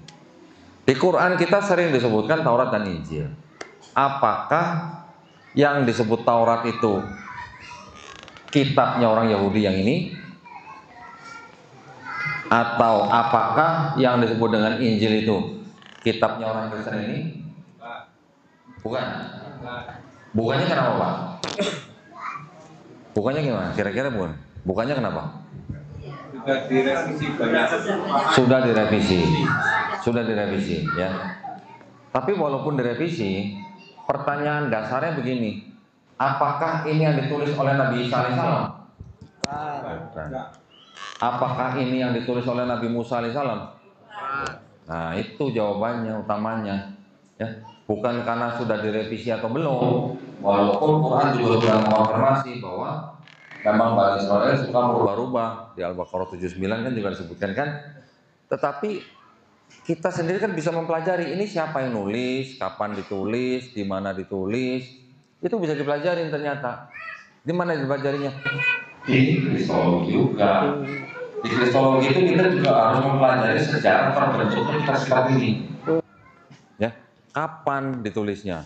Siapa yang menulisnya? Itu semua referensi banyak sekali. Nah, jadi ketika kita tahu bahwa ini bukan tulisan Nabi Musa alaihissalam, ketika kita tahu juga ini bukan tulisan Nabi Isa alaihissalam, berarti ini bukan Taurat dan Injil yang dimaksud oleh Quran. Betul nggak? Setuju? Di Quran surat Al-A'raf 157, mereka beriman kepada Nabi yang ummi, yang namanya, ada tulisan begitu ya, yang namanya tertulis di dalam Taurat dan Injil. Di sini ada nggak nama Nabi Muhammad SAW? Tidak. Nggak ada. Tidak ada. Di sini ada nggak nama Nabi Muhammad SAW? Tidak. Tidak. Nah, berarti ini Taurat dan Injil yang dimaksud Quran surat Al-A'raf itu bukan? Bukan gitu.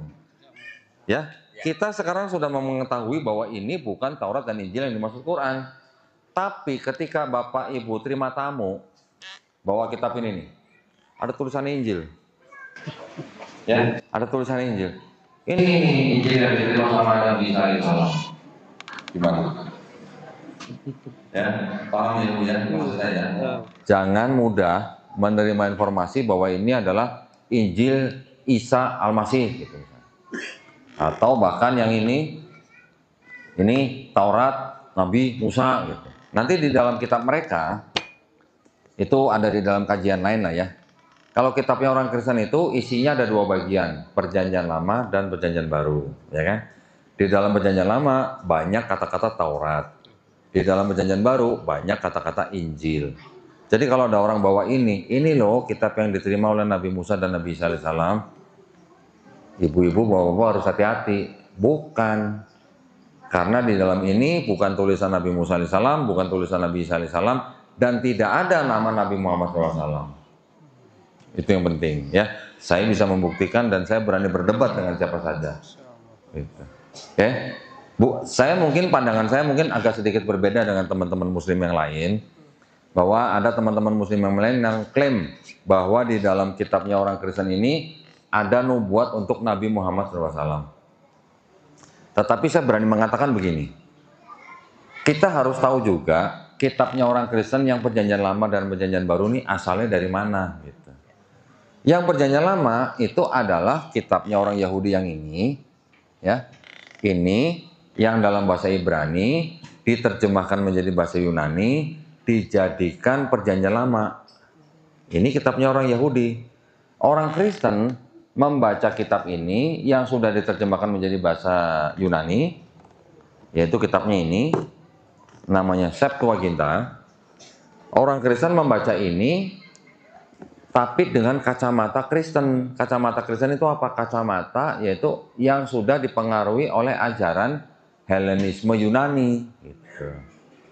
Ketika orang Kristen membaca ini dengan kacamata Helenisme Yunani, kemudian kitab inilah baru dijadikan satu dengan kitab yang punya Kristen sendiri. Punya Kristen itu yang dari Perjanjian Baru, ini ditempelkan ke sini. Inilah menjadi kitabnya orang Kristen. Setelah diterjemahkan banyak bahasa, salah satunya ini dalam bahasa Indonesia. Jadi umat Kristen sudah menafsirkan kitab Yahudi menggunakan kacamata Kristen, bahkan mereka berani pakai kitabnya, gitu. Dengan alasan Yesus juga orang Yahudi dan segala macam, tapi prosesnya tidak begitu, gitu. Sedangkan kalau kita klaim bahwa di dalam kitabnya orang Kristen dan kitabnya orang Yahudi ada nubuat buat Nabi Muhammad SAW. Padahal di kedua kitab itu tidak ada nama Nabi Muhammad SAW. Apa bedanya kita sama Kristen? Menafsirkan kitab orang dengan kacamata kita, gitu. Itu maksud saya. Ya, masih banyak yang bisa dibicarakan di dalam kristologi di dalam rangka untuk menumbuhkan iman kita dan membentengi akidah kita. Tapi nanti mungkin di lain waktu lah ya. Sekarang saya kembalikan dulu kepada penguasa tempat ini nih. Masya Allah. Silakan, Dad. Jazakallah khair, Kononitan. Ya. Atas ya luar biasa. Saya kira kalau kita mempelajari ilmu kristologi dalam beberapa SKS dikumpulkan dalam waktu 1,5 jam tidak akan cukup. Tapi Bapak Ibu sekalian yang dirahmati Allah, seluruh jamaah baik yang online maupun offline, secara umum kami simpulkan Bapak Ibu sekalian, nanti mungkin ada closing statement nanti di akhir. Nanti sebelum closing statement beliau, mari kita bersama-sama Bapak Ibu sekalian, kita semua dilahirkan itu sudah sesuai dengan fitrah. Kullu mauludin yuladu alal fitrah. Sudah fitrahnya. Kalau dalam bahasa umumnya ya kita bersyukur Bapak Ibu lahir dari orang tua yang sudah muslim. Yang kita tidak perlu mencari hidayah, khususnya hidayatuddin atau hidayah agama ketika kita tumbuh dewasa. Bersyukur kita ketika kedatangan seorang Kohdonditan yang dalam perjalanan hidup beliau melewati perjalanan yang tidak mudah saya kira. Dan kita belum tahu persis karena waktunya terbatas sekali. Ketika kita ingin mengetahui beliau secara lebih mendalam, silakan buka channel YouTube beliau. Banyak sekali ilmu yang bisa kita dapat. Termasuk latar belakang beliau. Betapa beliau 7 tahun lamanya kurang lebih melakukan ya gampangannya mempelajari, tidak hanya mempelajari Islam tapi juga memperdalam bagaimana membandingkannya. Kalau dalam bahasa saya tadi sebelum kami sampaikan di sini, apakah studi komparatif ini menjadikan kita semakin memperdalam Islam, bagi saya kok iya Bapak Ibu. Jadi ketika kita membandingkan bagaimana Islam dan agama lain secara tidak langsung itu menumbuhkan keimanan, satu. Yang kedua, bagaimana membentengi keimanan kita dari serangan-serangan ketidakimanan terhadap Allah. Tadi sudah dikupas tuntas, mau lebih jelas, lebih dalam, dan lebih lama. Banyak orang-orang yang sudah masuk Islam di tempat beliau, khususnya di Yayasan Pembina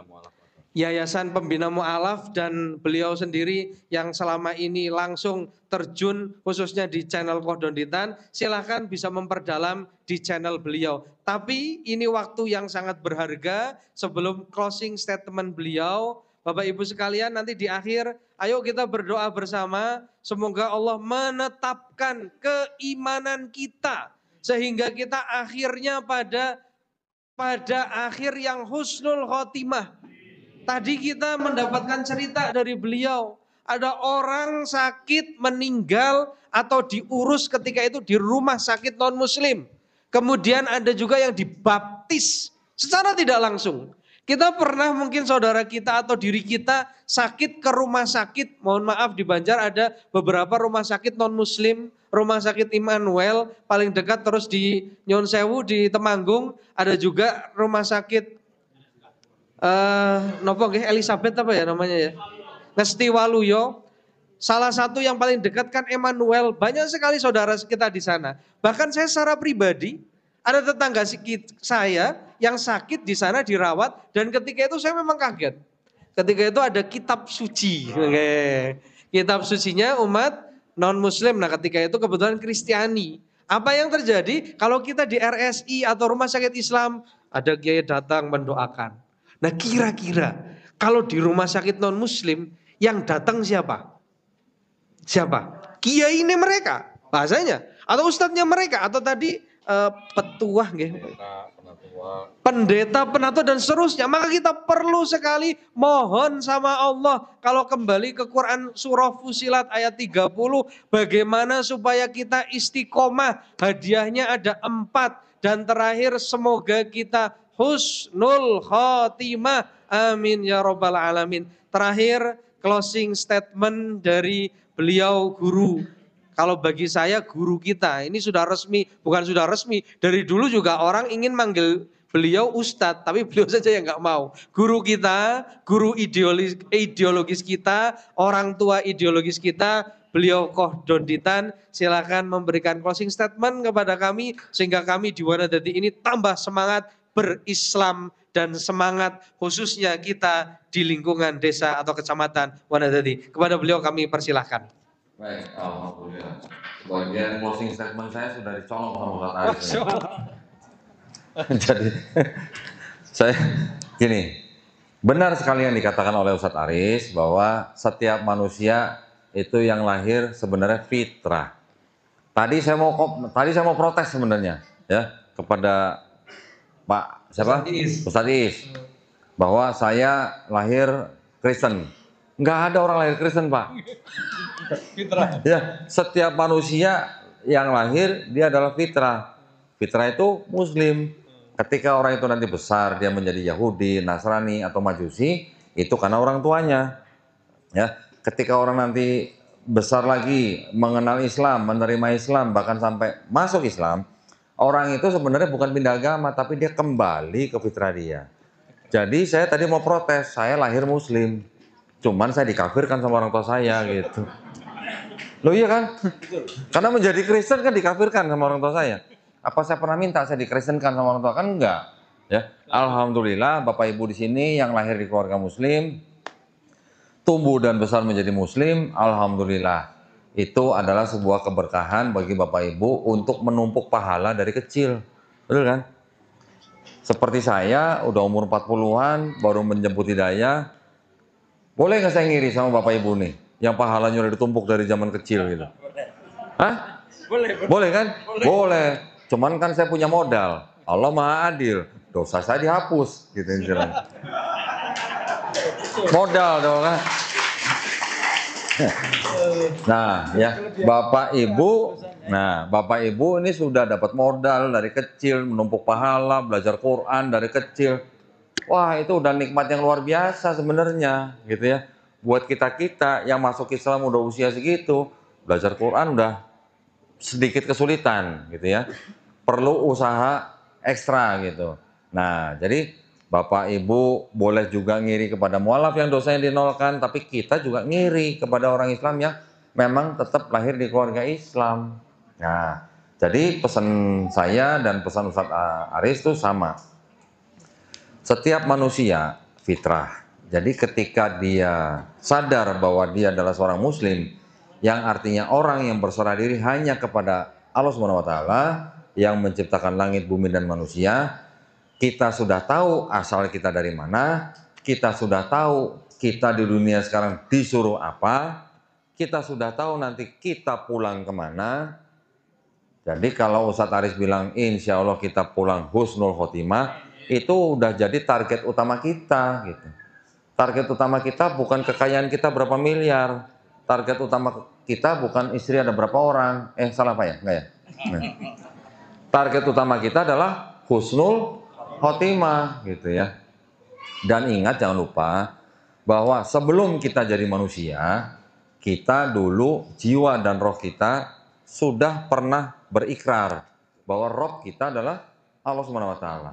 Tapi ketika kita lahir, kita sudah lupa. Tapi kalau Bapak Ibu sudah lahir dalam keluarga muslim, terjaga tuh syahadat Bapak.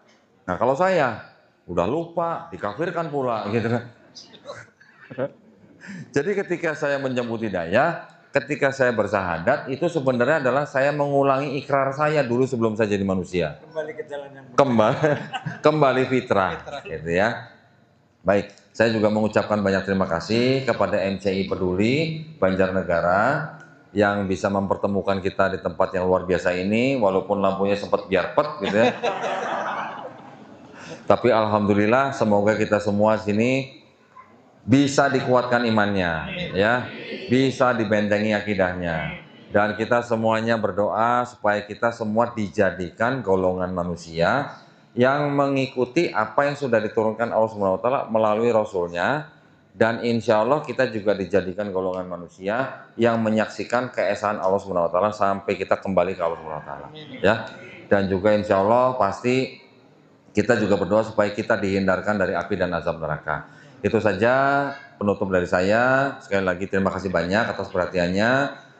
Mohon maaf jika ada kata-kata saya yang salah atau menyinggung ya. Yang salah datangnya dari saya, yang benar hanya dari Allah Subhanahu wa taala. Akhir kata wabillahi taufiq wal hidayah. Wassalamualaikum warahmatullahi wabarakatuh. Waalaikumsalam warahmatullahi wabarakatuh. Alhamdulillah. Jazakumullah ahsanal jaza, khususnya kepada Koh Donditan beserta seluruh tim.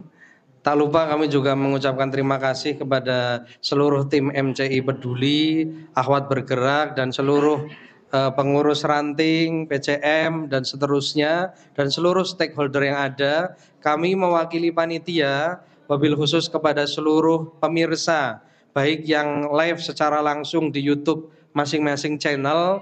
Kami mohon maaf bila mana dalam penyampaian kami sebagai co-host dan host ada hal yang kurang berkenan datangnya dari pribadi kami. Tidak ada maksud menyinggung siapapun kecuali kami hanya menyampaikan kebenaran yang kami yakini kebenarannya menurut perspektif kami di agama Islam. Maka pada akhir ini mari kita seraya menundukkan kepala, kemudian bermohon kepada Allah, berdoa bersama, seraya kita memohonkan banyak hal pada malam hari ini. Maka pemirsa yang di rumah maupun yang di sini, mari kita bermohon kepada Allah. Kalaulah banyak closing statement itu diakhiri dengan pantun atau apapun itu, okay? Saya tidak bisa kebetulan kok. Jadi yang saya jadikan closing statement adalah kalau ayat Qur'annya tadi sudah kami sampaikan, Ali Imran ayat 19, kemudian Al-Hijr ayat 9, lah hadis nabinya sudah kita spill tadi, ini dalam riwayat Bukhari Muslim, kitab Sahih Bukhari Muslim, tadi yang disampaikan, kullu mauludin yuladu alal fitrati, fa'abawahu yuhawidanihi au yunasiranihi au yumajisanihi. Nah, Bapak Ibu sekalian, hadis riwayat Bukhari Muslim ini menjelaskan kepada kita dilahirkan bukan dalam kondisi satu. Mungkin kita dalam kondisi Majusi, Nasrani, ataupun Yahudi, tidak. Fitrahnya manusia itu apa? Yang tadi saya mendapatkan closing statement yang luar biasa. Saya protes kalau dikatakan saya Kristen lahirnya. Buat luar biasa. Kita dilahirkan fitrahnya sama, kebaikan. Apa itu? Ya Islam, berserah kepada Sang Pencipta kita, Allah Subhanahu wa taala. Pada perjalanannya fa'abawahu, kemudian kedua orang tuanya. Nah, kalau bahasa tadi dikafirkan oleh orang tua. Kadang orang tua kita mungkin ada yang non muslim atau kafir, yuhawidanihi, membuat kita jadi Yahudi, atau yumajisani, atau membuat menjadi Majusi, atau Yunasironi, atau Nasrani. Maka pada titik ini, kalau tadi Koh Dondi bilang saya diuntungkan karena dosa saya 0, wahai umat muslim sedunia, kita semua beruntung kalau muslim. Kenapa? Innal hasanat yudhibna sayyiat. Kita muslim, innal hasanat, sesungguhnya kebaikan, yudhibna sayyiat, ngusir itu keburukan.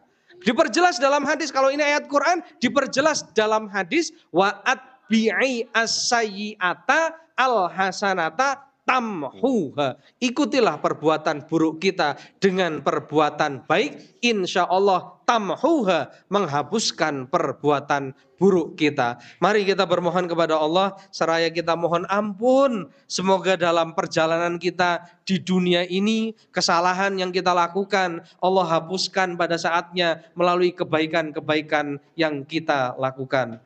A'udzu billahi minasyaitonir rajim. Bismillahirrahmanirrahim. Hamdan syakirin, hamdan na'imin, hamdan yuwafihi ni'amahu wa yukafi'u mazida. Ya Rabbana lakal hamdu kama yanbaghi li jalali wajhikal karim wa 'azimi sultanik. Ya Rahman, ya Rahim, ya Ghaffar, ya mujibas sa'ilin. Allahumma ighfir lana dhunubana wa dhunuba walidina warhamhum kama rabbawna shighara. Allahumma taqabbal minna salatana wa siyamana wa ruku'ana wa khusu'ana wa sujudana wa tammim taqsirana ya Allah ya Rabbal alamin. Allahumma hdina ila siratal mustaqim, siratal ladzina an'amta alaihim, ghairil maghdubi alaihim waladdallin. Allahumma arzuqna al-istiqamata fil khairat. Allahumma arzuqna husnal khatimah. Rabbana hablana min azwajina wa dhurriyyatina qurrata a'yun waj'alna lil muttaqina imama. Rabbana atina fid dunya hasanah wa fil akhirati hasanah wa qina adzabannar. Subhana rabbika rabbil izzati amma yasifun wa salamun alal mursalin walhamdulillahi rabbil alamin. Amin amin ya rabbal alamin. Sekali lagi kami mewakili seluruh kru dan panitia dan seluruh yang ada di sini. Mohon maaf bila mana dalam kami memimpin acara ini banyak kurang dari pribadi kami. Kalau ada kelebihan datangnya dari Allah Subhanahu wa taala. Mari kita tutup dengan bacaan doa kafaratul majlis. Bismillahirrahmanirrahim. Subhanakallahumma bihamdika asyhadu an la ilaha illa anta astaghfiruka wa atubu ilaik. Al-'afwu minkum. Wassalamualaikum warahmatullahi wabarakatuh. Izin, Mas, izin. Saya lupa. Oke. Ini izin promosi ya. Oke, siap. Siap. Saya sudah mengumpulkan kontradisi-kontradisi dari kitab saya yang lama dan sudah saya jadikan buku. Ya, bukunya saya beri judul Bible Expose volume 1. Nah, ya, buat Bapak Ibu yang misalnya mau belajar tentang kristologi, tentang kontradisi di dalam kitab itu, bisa mendapatkan buku ini nanti mungkin di bawah ya. Ya, satu lagi, insya Allah mohon doanya juga buat Bapak Ibu yang ada kelapangan rezeki, yang ada rencana mau umroh ke Tanah Suci, saya ada ini apa namanya? Program untuk berangkat ke Tanah Suci bulan Januari 2025 ya. Saya membuat program ini dalam rangka juga edukasi. Tanah Suci Mekah yang di atasnya ada Ka'bah itu ternyata juga ada hubungannya dengan agama Yahudi, terutama ketika menyangkut nabi-nabi yang tinggal di daerah Arab Saudi ya. Nanti ada Nabi Syuaib alaihissalam, Nabi Musa alaihissalam pun pernah tinggal di Arab Saudi ya. Itu merupakan tempat penting buat para nabi, sehingga nanti di umroh itu nanti ada kajian-kajian seperti itu ya. Buat Bapak Ibu yang ada kelapangan rezeki, jika ingin umroh bersama saya di bulan Januari 2025 bisa